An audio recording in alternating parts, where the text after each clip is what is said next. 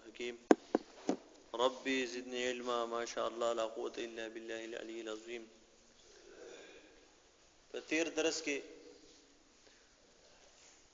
بحث د سورې فاتحه په فضایل باندې وو. سورې فاتحه فضایل په کې بیان شو. وس په مانځ کې د سورې فاتحه مسائل دا یاد ساتل پکار دي چې قرات چې ده هغه د دې نوم دی چې تمام حروف په صحیح طریقه سره ادا شي. کم یو حرف د کم زینا ادا کیږي، د دې حرف نه تمیز سره نه دغه ته قرات وایي. بیا دا قرات په څونه आवाज باندې وي، نو قرات په دون आवाज باندې وي چې ستاده غوګونه په خپل اوري. اوس کچري ماشين لګیدل او هڼو یا ستا په غوګونو کې فرق او تا आवाज نه اوریدونو هغه نه دی حساب. او چې روغ بنی ادمي غوګونه روغي او د خپل منځ په خپل باندې اوري، نو دا دون قرات ویل ضروری دی. او کدي سي څوک نه وي نو د مونږ نه کی کچا کړه نه بیا دی راوګرځي. دسی که یو سړی دونه پټ لکه مونږ خو مونږ دی، او که یو سړی دونه پټ خپل خزه طلاق کړه پټه چې د دونه پټ وي چې دا الفاظ د خپل وانه اوریدونه د خزه په نه طلاقي. په کم ځای کې چې د ویلو حکم راغلی دی د طلاق یا د سشي، نو هغه الو پریوزي چې د غوګونه په خپل باندې ووري چې دونه आवाज سره. مونږ چې دا مونږ کو نو کدا مونږ دونه پټ وایو چې زمونږ د غوګونه په خپل نه اوري، زه د خپل چیم نو ما غوګونه په خپل باندې اوري. او که یو سړی دونه نه وای نو دغه مون نه کیږي. یو سړی طلاق غورځول او دونه پټي غورځول چې د غوګونه په خپل وانه اوریدو، نو دغه طلاق نه غورځيږي، الو به غورځيږي چې د غوګونه په خپل باندې ووري. نو یا یو سړی زناور ذبح کوي یا غلام آزادای، نو هغه زناور چې ذبح کوي نو کده دونه پټه کلمه ویله چې د غوګونو په خپل وانه اوریدا، نو نه دی حساب. ا کلمه به دونه په زور باندې وي بسم الله الله اکبر چې د غوګونو په خپل باندې ووري. نو دغه خبره پکې ضروری ده. په ټول مانځ کې د یو آیت ویل مطلقاً د یو آیت ویل چې دا فرض دي. په دو د فرضو په دوانو رکعاتونو کې کم از کم یو رکعت دا فرض دی. دا یو آیت کم از کم فرض دی. د ویتر او د نفل په هر رکعت کې ویل چې دینو دا فرض دی.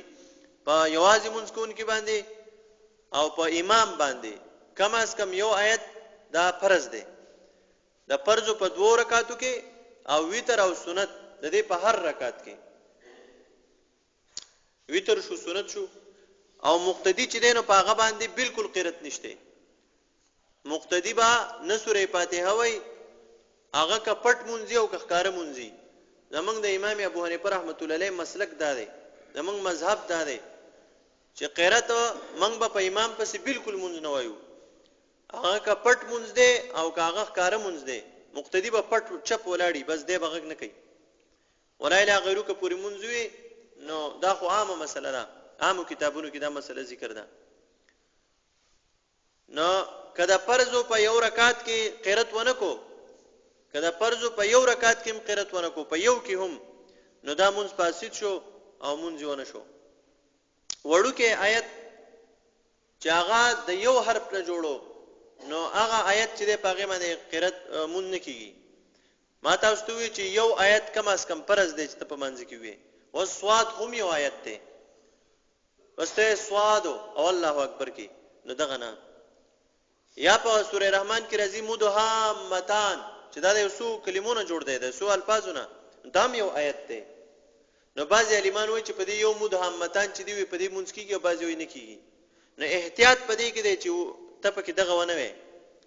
دون لړ آیت پکې ونه وي چې هغه خالص یو سو حروفونه چې دینه جوړي. احتیاط په دغه کې شو. بل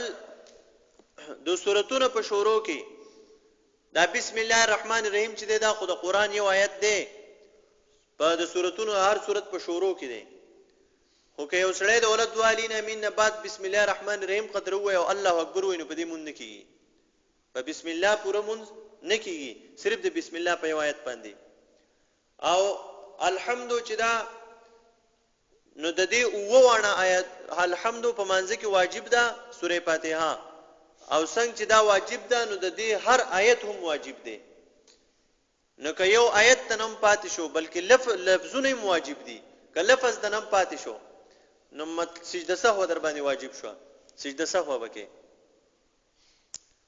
او وسو یو صورت ملاوال یا وړوکې صورت یا درې آیاتونه چې هغه لړن آیاتونه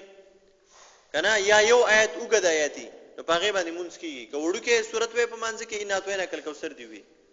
یا یو آیت تی وګد وی لکه آیت الکرسی شو یا ان فی خلق السماوات والارض شو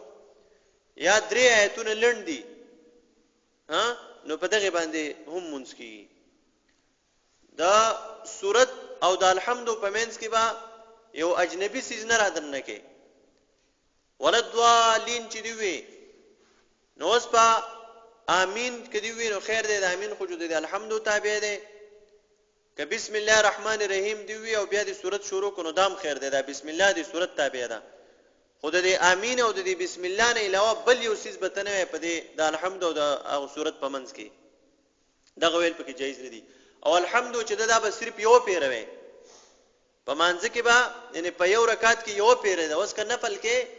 او قل هو پکې درې پیروي نه خیر دی یا علم ترکی پکې درې پیروي نه خیر دی الحمد چې دا په منځ کې صرف یو پیروي نو برکات کې په یو رکعت کې دوه پیری نشویلې نو زمونږه د امام ابو حنیفه رحمۃ اللہ علیہ چې هغه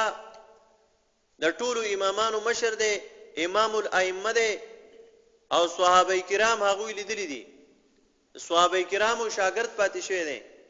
پیغمبر خپل پلار سره حج لته دی په بیت الله شریف کې وسړی ته غڼه جوړه شو او تاسو وکړو ودا سوکتی نه هغه ورته چې ردا در پیغمبر اسلام یو صحابي نهسته هغه لاړ او د پیغمبر علی السلام د صحابي نه په خپل باندې احادیث واوریدل جلال الدین سیوطی رحمت الله علیه تبیض الصحیفه نوم یو کتاب لیکل دی په هغه کې د امام ابو حنیفه رحمت الله علیه هغه احادیث راغستي چې کوم هغه د صحابونو په خپل باندې اوریدل دي بعض خلک وایي چې امام ابو حنیفه صرف صحابه لیدل دي او احادیث یې نه دي اوریدلي دا خبره غلطه ده امام ابو حنیفه صحابه هم لیدل دي اگر رؤیتن هم صحابي دي او روایتن هم صحابي دي لیدلی هم دي او اوریدلی تی هم دي نو مذهب زمونږ دا دی چې موږ به په امام پسې بالکل شاته قرات نه وایو او بعض خلکو دا ویلي دي چې په سری مونږ کې چې پټ مونږي نو امام محمد رحمت الله علیه دا ویلي دي چې کپاغي کې وسړی په امام پسې شاته مونږ وای نو خیر دی دا خبره غلطه ده د دې خبرې نسبت امام ابو حنیفه امام محمد صاحب ته په غلطۍ باندې شوی دی ان دی ویلي بلکې د امام صاحب او داغه د شاګردانو د امام ابو یوسف صاحب او د امام محمد صاحب د دریو وانو په دې باندې اجماع کړي د دریو وانو په دې اتفاق کړي دي چې په امام پسې به قطعا منځ نه وي بس سوره فاتحه به پسې نه وي نو پسې بل سورت وي او پاغي باندې په ان شاء الله چې زه تاسو ته تفصیلی بحث کوم ځکه چې دا مسله اهمه مسله ده نو زمنګ مذهب په دې کې دا شو چې مونږ خو به سوره فاتحه نه وایو نه به قرات کو په امام پسې شاته د امام مالک رحمت الله علیه مذهب سره د امام مالک رحمت الله علیه مذهب دا دی چې کم چې د زوري منځونه دي نه پاغي پکې با امام مقتدی به قرات نه وای لکه د سار مون شو د ماقام مون شو د ماسوتن مون شو ناغوی چې په مقتدی باندې مکروه دي چې د قرات وکي قرات پنه کوي مکروه دي ولا د امام مالک رحمت الله علیه مذهب دغه شو د امام شافعی رحمت الله علیه مذهب هغه په دې کې دا دی چې امام شافعی سے باول دا خبره کوله چیرې په پټ مونږ کې وای مقتدی دی په پټ مونږ کې قرات وای او په جهري مونږ کې دی نه وای کله چې بیا دا هغه وفات 2 کاله پاتې شو او هغه مصر تراغه او الته اقامت پذیر شو ناغه نوې فیصله دا وکړه چیرې امام مقتدی به هم په جهري مونږ کې قرات وای سوره فاتحه به وای او هم په پټ مونږ کې وای او کوی نوې نو مونږ نه کی نو دا هغه اخیری فیصله و نزدک شوافی چې دی هغه دغه په اخیری فیصله باندې عمل کړی دی د امام احمد بن حنبل رحمۃ اللہ علیہ مذهب پدې کې دا دی سلور مذهبونه په ما تاسو ته بیان کړو زمون مذهب خود نه ویلو دی مونږ به نه وایو د امام احمد بن حنبل رحمۃ اللہ علیہ مذهب پدې کې دا دی چې هغه چې کچري مقتدی د امام د قرات اوري نو دی به نه وي او کدا مقتدی دومره لري ولاړی چې د امام د आवाज دی نه اوري نه به وي امام احمد رحمت الله علیه په دا خبره کوي او کده دون لري ولاړی چې دا سوره فاتحه دی نه اوري نو بیا به دا سوره فاتحه ځان لوي او کده اوري نو بیا به نه وي او په جهري مانځ کې چې امام ولدوالین وي الحمدلله رب العالمین وي جو بیا چپ شي مقتدی زر زر ولګي الحمدلله رب العالمین وي بیا امام الرحمن الرحیم وي نو مقتدی ولګي زر د الرحمن الرحیم وي نو وای چې کا داسې په دې سری مونږ کې په پټ مونږ کې پسې مقتدی وي نو هم خیر دی بهرحال سلور امامان چې دي هغه ټول زمونږ د سرګلونه دي ټول په خپل وخت کې چې د بزرگان تیر شوی دي لولي بزرگان که امام ابو حنیفه رحمۃ اللہ علیہ نو دا غامر لوی متقی او پرهیزګار انسان هغه په خپل وخت کې نو یو سړی ورته وی چیرې داسې یا به تقریر کو په جنازه کې یا په سزا کې او بالکل غارمدي سمور وریږي یو سړی ورته وی چې راشي داغه پوری دیوال لاندې ودرېږي الته سورې دا غیلان دی ودرېږي نه امام ابو حنیفه رحمۃ اللہ علیہ ته فرمایي چې زه د دې سړي د دیوال لاندې ځکه نه ودرېږم چې د زمانه قرض پیسې اغستې دي نه کده د دیوال لاندې زه ودرېږم نو دا په سود کې ماته حساب شي وس اندازه کوي مونږ ته ګوره هغه ته ګوره وس خلک په دې امامانو پسې چې سو خبرې کوي دا ډېر بد قسمت خلک دي ډېر بد قسمت اکثر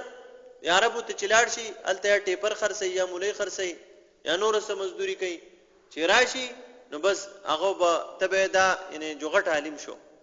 نه هغه به بس په امامانو خلاف شي ما ډیر ولیدو خاص کر دا کم تعلیم یافته طبقه چې دا د کته لاړ شي چې راشي نو بس دغه طرف ته مایل شي گمراه شي نو ته دون نیک کې دی شي چې ستانه وسړي قرض اغسته دی او ته داغه د دیوال نوم بیا ځان ساتي چیرې ځا په دې باندې ونه درېږم امام ابو حنیفه رحمۃ اللہ علیہ هغه هستی چې هغه د تجارت مال خپل غلام لور کو د تجارت مال دونه مالدار او چې تقریبا په 250 ملکونو کې بعد هغه تجارت کېدو او داغه یو طرف ته به د سرو زرو ډیره ولاړو بل طرف ته به د سپینو زرو ډیره ولاړو هر قسم مال دولت د امام ابو حنیفه رحمۃ اللہ علیہ سره د دې هر څه باوجود هغه علم لا ترجیح ورکړی و هغه دین له ترجیح ورکړی و امام ابو حنیفه صاحب تقوا او پرهیزګاری له ترجیح ورکړی و باقي مال بالکل غرور نه راوچت کړي او مال چې دینو چرته بی دینه کړي نه خپل غلام ته وی چې دا کپڑا وېسا او دا خرڅ کا ناغي ورته وی چې را پدې کې دا یو کپڑا چې دې کې لږ نقصان دی نو قسته پکې امام سے بوته چې کله دا تا خرڅوله ناسړی ته به دا نقصان وخی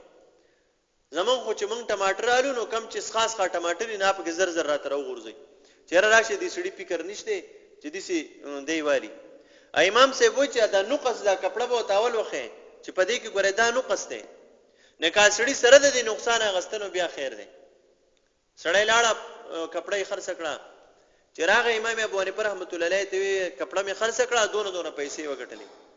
امام سے زر دا ته پوسوکو چې کومه کپڑا کې چې نقص واخر څه شي وي او وېتا وتا نقص بیان کړه وینا وېزه دا ټوله پیسې اوس خیراتي ورکا دایم کولای شو چې د 100 روپو دغه پیسې ته خیراتي ورکا ټوله پیسې امام ابو حنیفه صاحب جبل مرانه وړي دا د امام ابو حنیفه رحمۃ اللہ علیہ تقوا و دای پرهیزګاری و خانه کعبه ته چلاړو د خانه کعبه وری ورته کولاو کو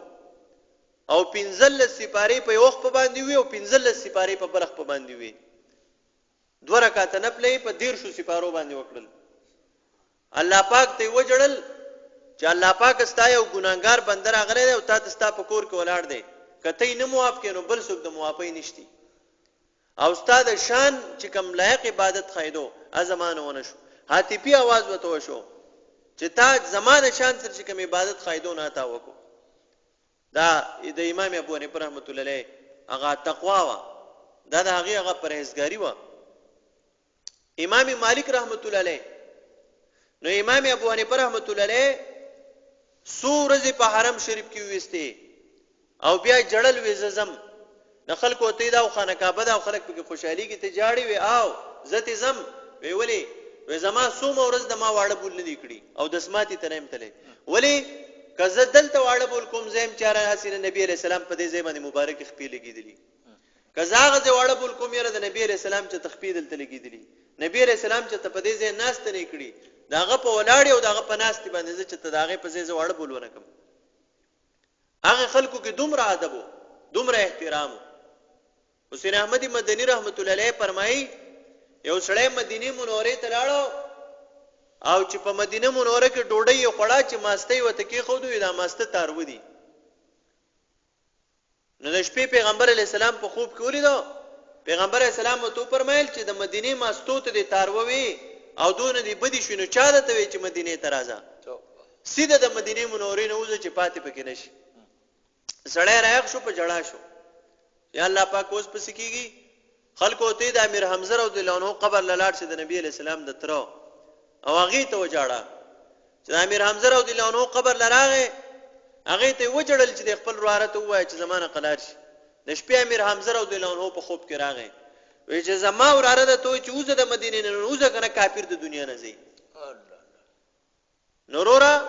چې وسړی د پیغمبر علی السلام ماستو ته تارو وای اته ته اوزه کنه کافر به د دنیا نه زی چې وسړی ګری تسپک ګوري چې وسړی ګری تسپک ګوري دی به د کومه درجه مسلمانی او دی به د قیامت پورز باندې پیغمبر علی السلام ته څنګه مخ مخامخ کوي اما خو څوک څه بدی کلی کوي دونه ګری پرې خو دی بیا وخري ګری پریدي او بیا خري او نور ارکان پکې هغه پیشن کوي عادل ته غنتګيري دغه غټ شیطانان دی په دې ځمکه اگر شیطان بروي زمين استو همين استو که شیطان یو سړی چې ما په ځمکه ولید نو دغه دی چې دا پیغمبر د ګيري سره چې دی هغه سپکاوي کوي پیغمبر ګير ورته سپک ښکاری اوس کنه پرې دی هغه استاد خپل ایمان اسلام دی او چې پرې دی او به خره دا په دې معاشره کې دا پاهشي خوره چې مطلب دا خشه نه زکه ما وخره دا خشه نه زکه ما وخره استاد لاس په خلکو باندې غلط اثر پروزي زکه شیطانی او قل اعوذ برب الناس کی راضی من الجنه والناس چې الله پاک ز پناه غواړم دا شیطان نه کپی پیریانو کې او کپ بنی ادمو کې دغه د بنی ادمو شیطانی بنی ادمو کې هم شیطانی نه پیغمبر علی السلام وتا د ماستو په سر باندې چې د مدینه منورې ماستو ته هغه سپک وکتل او سپک وتم نو کتلی صرف دا چیرې تار ودی هغه د مدینه منورې نه وېستو نه یو خدغه مسلمانانی نه امام ابو حنیفه صاحب دون ورځې په مدینه منوره کې وېسته او هغه واړه بول هم نه کول مدینه منوره کې امام مالک رحمت الله علیه چې چا بو ته دروازه وټکولا نو هغه به وي چې بچیا ته وځه سوکتی چې به ملمه ده وې د صد پر راغله یرا د مسلې ته پوس کوي نو چې د مسلې د تپوس ته پاره بشو نو امام ابو حنیفه امام مالک سے بدی سره ووت او چې کله با چاوي چې د حدیث متعلق تپوس کوي نو امام مالک سے با غسل وکړل او پاکي جامې به واغسته او عطر به په ځان ولګول چیرې د پیغمبر علی السلام د حدیث تپوس زمانہ کوي چې زه په ادب او احترام کې ورته وزم دا د امام مالک سے ادب امام شافعی سے هغه هستیو چې داغه په باره کې په حدیثو کې پیشنګوئی راغلی و امام شافعی رحمت الله علیه امام احمد رحمت الله علیه هغه هستیو د دې سلور وانو په باره کې په احادیث صحیحو کې پیشنګوئی نه راغلي دي سلور وانو بارو کې امام احمد صاحب سل پیری الله پاک په خوب کې لیدل سل پیری امام ابو حنیفه رحمت الله علیه 1500 پیری الله پاک په خوب کې لیدل 1500 پیری نو دغه خلکو امام مالک صاحب ټول عمر د مدینه منورې نه صرف پدې رانه وته بیا سینه مال چې د مدینه منورې نه علاوه په بل ځای کې مرګ راشي حج لم نه راتو حج وکړو بیا دوباره نه راتو مکه مکرمه ته نه راتو ویا سینه زمانه په بل ځای کې ساوخیږي مرګ به خوخته په مدینه منوره کې مې خوخته دغه ته تقوا وای دغه ته پرهیزګاری وای دغه ته ولایت وای او دغه ته درجه وای منګه د حضرت عمر رضی الله عنه لوی خلق نه یو حضرت عمر رضی الله عنه ځان د ګناہوں نه ساتلې دي حضرت ابوبکر صدیق رضی الله عنه ځان ساتلې دي حضرت علی رضی الله عنه ځان ساتلې دي پیغمبر علی السلام ځان د ګناہوں نه ساتلې دي یو سړی وایره زه د پیغمبر علی السلام دا سنت ادا کوم دا سنت ادا کوم زم د ټولو نه لوی سنت د پیغمبر علی السلام دادی ګناه نه کولم دا غيو سنت دي ګناه نه کول دام دا غيو سنت دي ګناونه دی وسړی پریدي بدعملی دی وسړی پریدي یو سړی پړه کې د الله نه سوا د بل چا مینه پرتای نو دا سیده لکه په پلیټ کې ورته چې سپې مردار پروتي د ټولو نه ګنده شي چې دی ا دې دنیا مینه ده کستا په دې دنیا کې د مال مینه کستا پړه کې د دنیا د سعودي مینه کستا د جیداد مینه کستا پړه کې د سشي مینه بغیر د الله د ذات د مینه نه نور د هیڅ شي مینم نه د پکار د مؤمن او د ولی پہچان بدای دا غشنا خطیکارت بدای یحب والذین آمنوا اشد حبا لله الله فرمای کم چې زما بندگان دي زما مؤمنان دي د ټولو نه زیاته په ما مین دي مؤمن به موږ په څه پیژنو ما ته به څنګه پته لګي زه مؤمن یم کنه ما زه ما خپل ځان معلوم دی زه د خپل ځان جایزه والم که زما پړه کې د مال مینه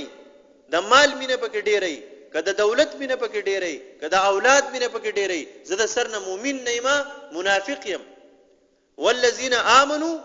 الله نه تاسو کوي والذین آمنوا کم چې مؤمنان دي اشد حبا لله دا صرف په الله باندې ډېر زیات مین دي يحبونهم ويحبونهم دي دا الله سره مینه کوي الله دا غو سره مینه کوي چې دا الله ولی اپ جنکو نه مینېږي کما یې دو دی به ولی نه اپ الکانو نه مینېږي اپ فلمونو نه مینېږي اپ غانو بجانو نه مینېږي ولی هغه د الله په ذات باندې مینې داغه د پاره غټه مشغله د زړه سکون او د زړه قرار هغه د پاره د الله پاک ذکرې نماز قسمی چې یو ولی لا تد ازمکه او اسمانونو ورکه دا جنتونو سره ورکه او بل طرف ته دا وې چې صرف د سبحان الله ذکر مکوا یا د الحمدلله ذکر مکوا ولی وطن نه جوړ د ولی پاړه کې چې د الله کوم محبت پروتي د الله پاک د دین او د الله پاک د عبادت کم عشق د غړت نه نوته د دنیا د تمام خوشالیانه داغه تاسو د وړول بخکاری لکه دا چې د وړول به هغه عبد الواحد بن زید صاحب هغه په وخت کې هغه رابعه بصری وکنه زم چې پر رابعه بصری باندې د قیامت پورې دا سړی نه دا په قربان شوی قربان چې د رابعه بصری غونته خزي کنه رابعه بصری غونته خزي نو زمون غونته سړی ته قربان شه د دې څخه خزینه حسین بصری سے بہت سو فرمایل یراوی یو بزرگ ورته فرمایل ویا رابعه بصری ته ویره په دې خزو کې داسې کمال والا سوق نشته او په دې سړو کې ډیر کمال والی سړی غوړه دی او خزې نه دی غوړه وی په سوجه سړی زمونږ نه غوړه دی وی سړی په دې غوړه دی چې په سړو کې پیغمبرانی او په دې کې پیغمبران نشته وی دا راته وای چې دا پیغمبر پیدا ده چا دی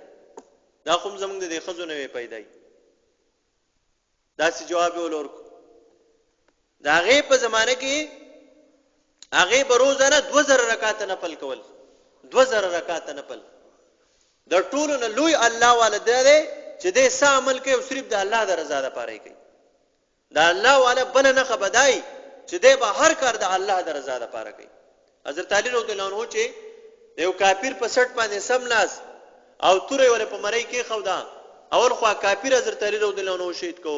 خو بیا په لاس بر نشو حضرت علی رضی الله عنه هغه اخلاص کو او په مړی باندې ور چاړه کې خودا ناغه په دلاندې لاړ را ټوکړي حضرت علی رضی الله عنه ډایرک پاسې چاړه گزار کړه ناغه تو پر مې تازر ارتاو کړه مولي پاسې دی هغه زکه پاسې دما چې ما چې اول تر ارتاو کړه وي دا الله د رضا لپاره مې لالولې دا چې په ما لاړی ټوکړي زما قار په کې شریک شو زکهستانه ډایرک پاسې دم دیتا الله والوي حضرت علی رضی الله عنه ولیو دیته ولی وای چې زتا د دې د پاره وځه په دې کې زما قار شریک شو زتا نه وجنم نو هغه عبد الواحد بن زید صاحب هغه لوی ولیو د خپل زمانه ناغوي داخله حج لذي وسوک پاس باندې لاړ شي حج لا څوک په اوخ باندې کینی لاړ شي حج لا وزه چې حج لزم زبد دسی ریکارډ قائموم چې دسی حج چرته چانه کړي وې ته بسنګ حج لذي وې زبد داسي حج لزم چې یو به قدم دم او 2 رکعات نفل بکوم قدم بقدم او نفل بکوم قدم بقدم او نفل بکوم دا الله کور ته بزم په داسي طریقه بزم چې هم سر ولګوم او هم تندې ولګوم دا الله یې شق په غالب شو را روان شو په دیار لسکاله کې خانه کعبه ته ورسید په دیار لسکاله کې قدم دی او نفل کوي قدم دی او نفل کوي قدم دی او نفل کوي او چې دیار لسکاله کې را ورسید نو خانه کعبه نه و مون خاص دا خانه کعبه ده مونږ دا توري ګټي قدرې نو دي ته خوشالي ګدي غلاف ته ودی ته یو د خانه کعبه روح دی او یو د خانه کعبه اسیا باډی ده هغه د دې روح نه تاویدل په دې خانه کعبه د الله تبارک وتعالى نور پروت دی عبد الوحید بن زید سپ چراغ هغه خانه کعبه ونی لیدا نور پکې نو ډیر زیات خپشو یاره ما دې دونه کړهو ته ګوره او خانه کعبه نه غایب شو تپوسو کو الله ته متوجه شو یا الله هغه خانه کعبه چې ما دونه په کړهو باندې وته زره لما الله پاک خو ما ونی لیدا زه دونه ګناګار يم نه عاطفي आवाज وته شو وې ته ګناګار نه خو یو خزه حج لره روانه ده دغه استقبال لوته ده خانه کعبه دغه په خیر لوته ده دغه روح چې ده د الله پاک غ نور تلته تل ده استقبال لته ما خو چې په موجوده دور کې بغړ بزرګ زېما غټ نیک انسان بزېما زمانه علاوه بلوم دي سوچته چې خانه کعبه پسېږي وې دا خو معلومول غواړي چوي قتل اگر ابي بصري وا انه پر ابي بصري پسې خانه کعبه په خیر لوتی وا دومره دغه خلک مقام تر رسیدلو نو 2000 رکعات نفل وای کول 2000 رکعات نفل او بيوي وې دا 1000 رکعات چې دا خالص د الله د رضا لپاره کوم او د دې 1000 رکعات ثواب د پیغمبر علی السلام روح ته بخم 1000 رکعات به هغه ته بخل ابن جوزی چې وفات کېدو ناغه دونه کتابونه لیکلیو د الله پاک د لویي او د حدیثو چې داغه قلم چې داغه بوره به جمع کوله ناغه د بورینه بوجي جمع شوی داغه د قلم نو چې وفات کېدو نو زما غسل له چوبګر موي نو زما د قلم د بوره چې دا دله بور ورکه مال او پدی باندې لامبلو لو بګر می کوي د ابن جوزی غسل لا او بد هغه د قلم په بوره باندې ګرمي شوی دي دی هغه دونه اخلاص والا خلق نو الله تبارک وتعالى دی په من کې اخلاص پیدا کی دعا وکي یا الله پاکا زمون د ټولو ګناونو معاف یا الله د هرې گمراهۍ بي دینه نه مونږ ساتي الله زمون د خپل ذات سره مینا محبت پیدا کی یا الله د خپل لوی سره زمون مینا محبت پیدا کی الله د هرې گمراهۍ بي دینه نه مونږ ساتي د هر قسم شرکیات او بدعات نه مونږ ساتي یا الله مونږ ټول د خپل قهر او د خپل غضب نه وساتي نبی علیہ السلام شفاعت پر ورځ د قیامت زمون نصیب کی او صلی الله تعالی علیه زته دعا کوي خدایا تر دې په درهم کې د هر پته د هر مصیبت نه پامان کې او خدای ته رحم خاوندې چې دې په څه خوشاليږي خدای ته په رحم وکي او ته خوشاله کې او خدای ته رحم خاوندې خدایا قد وخت قبلې په دې ټول باندې رحم وکړي ټول خوشاله